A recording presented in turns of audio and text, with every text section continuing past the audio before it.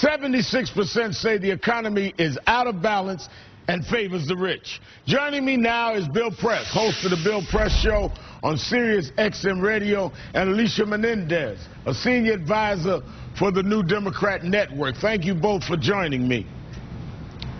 Hi, Reverend Al. Good to see you. Bill, let's start with you. Good. Today's dramatic statement from the president.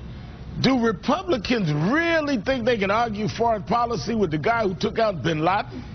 You know, Reverend, now I got to tell you, I just said bravo. I cheered when he said that today because they had planned all along to paint President Obama as soft on terror. It ain't going to work. And I think what we showed today is that they try, the president's going to fire right back at them. It's not just Osama bin Laden. It's also Muammar Gaddafi. It's Anwar al-Awlaki. It's 20 of the 30 top al-Qaeda leaders. This guy has proven that he is as tough as nails when it comes to terror. And by the way, they never complained, right, when George Bush used the 9/11 argument over and over and over again. So I think President Obama, he shot one across their bow today and said, don't even try it. Alicia, is it that they have the old playbook and just don't know how to catch up with today's times? They're playing a song that's outdated? They have an old playbook in so many ways, but yes, this is certainly one. You know, everything Bill said is true.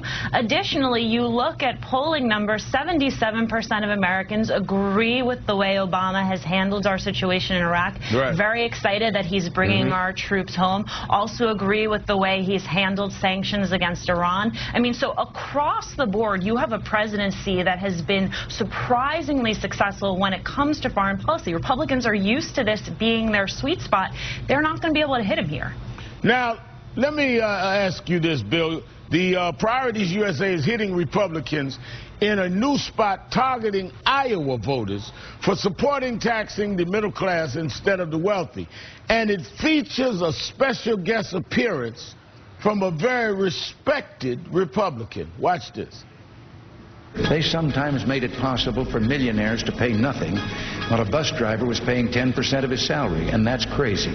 Do you think the millionaire ought to pay more in taxes than the bus driver? Ronald Reagan supported millionaires paying their fair share, don't you? This is an interesting spot geared toward Iowa voters. Bill, what do you think? Well, first of all, I got to say, I think that's a great spot in the part of Priorities USA and Bill Burton.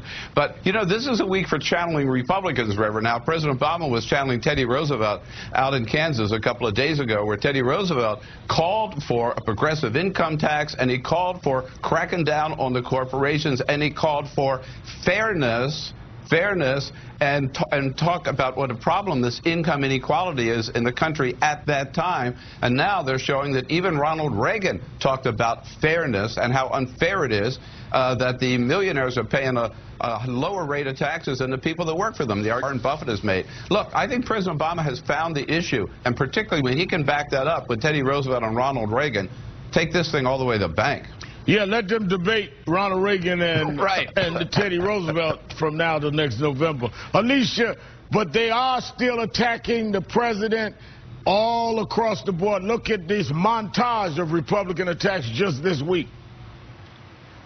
He is opposed to free enterprise. He is opposed to capitalism. He's opposed to virtually everything which made America great. He is seeking to replace our merit-based society with an entitlement society. Really poor children in really poor neighborhoods have no habits of working. What if they became assistant janitors and their job was to mop the floor and clean the bathroom? These people exert the effort and take the risks inherent in inventing and creating things. They employ and lift the rest of us, creating prosperity for all of us. Now, these are attacks going across the board, all Republicans, but these are the two top guys. If the primaries were concluded tonight, or concluding tonight, one of those two would be facing President Obama, Alicia. How do we deal with this kind of illogic but consistent kind of attacks that the leading candidates are launching at the president?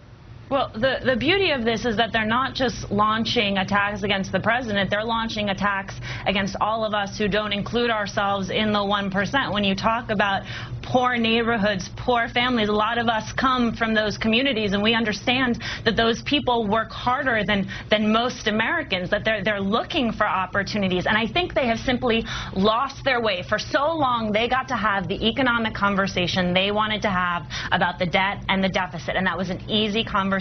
Now that the conversation is turning, the government can do for everyday Americans, how you weigh the interest of 160 million families versus the interest of the top 1%, that's a conversation that works in Democrats' favor. So I think if I were President Obama's team, I would allow them to wield as many of these attacks as they wanted, because I think ultimately they play to his advantage. And you know, Reverend, now, it's not just illogic here that we heard on those spots. They're outright lies, and they keep telling these lies, and I think the President Obama is out there scoring because he's telling the truth. And if I can, just a second, pick it up on Alicia's thing. We have seen a dramatic reversal in the last 2 or 3 months. Last summer, we're talking debt reduction, and Republicans were in charge. The White House was floundering. Democrats are panicking. And now we're talking, the president and all the Democrats are talking jobs. Democrats are clearly in charge, and the Republicans are panicked, and they're floundering. No, and a lot of that is, a lot of the activism is going to continue that. We have 25 cities organized tomorrow on jobs and justice. We're not